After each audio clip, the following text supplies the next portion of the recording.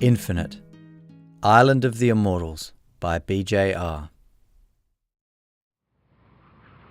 You watch your reflection in the glass as it flies up the sheer face of a building, a silhouette against the city lights, clothed all in black except for a small opening around the eyes. Focus only on your eyes and you can't tell if you're really rising or instead falling head first toward the ground. Your unblinking eyes flash from pane to pane, higher and higher until the street lights disappear below, replaced by stars in the reflection behind you. Chapter 1. Just a Glimpse. The eyes. Always his eyes that people notice first. Why? Because they made you wonder. His face was as familiar as the one in the mirror, but it was Michael's eyes you'd remember. They touched you, made the other kid's parents think he wasn't quite right, something broken in that boy. So they kept their kids away. Those eyes caused some to fall upon him like injured prey in the playground, and those same eyes caused others to protect him when they did. Those eyes. Dark depths, yes, but there's also a flicker, a spark. Look closer.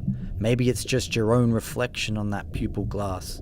No, there it is again, a twinkle upon the deep. And then when he smiles, that darkness parts and you can't help but smile with him.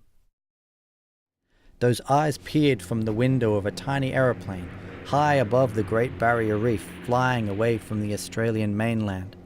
Lighter shades of reef marbled the deep blue as far as Michael could see.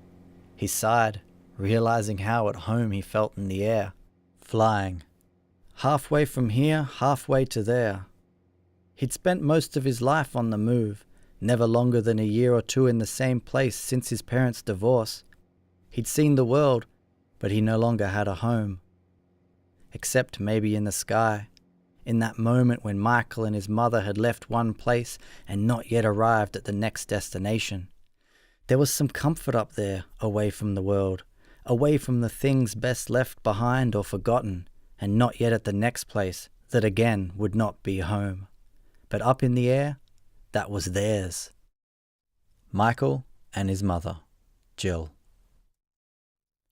She was sitting across the aisle, still gripping the armrests like she had during the roaring takeoff when the little propeller engines sounded like they would explode. But Jill had a brave face now as she chatted with the Finches in the row in front.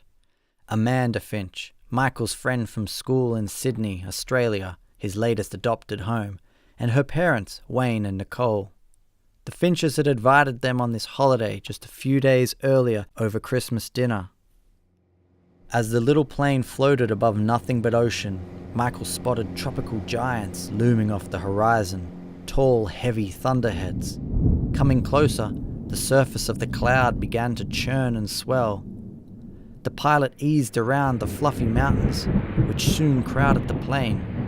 They banked sharply between the bubbling towers, like they were soaring into a city, passing into the shadow of a vaporous skyscraper. Without the sun, Michael saw lightning flash inside, blue and purple. Eventually, the tiny plane came around the far side, out into sunlight again.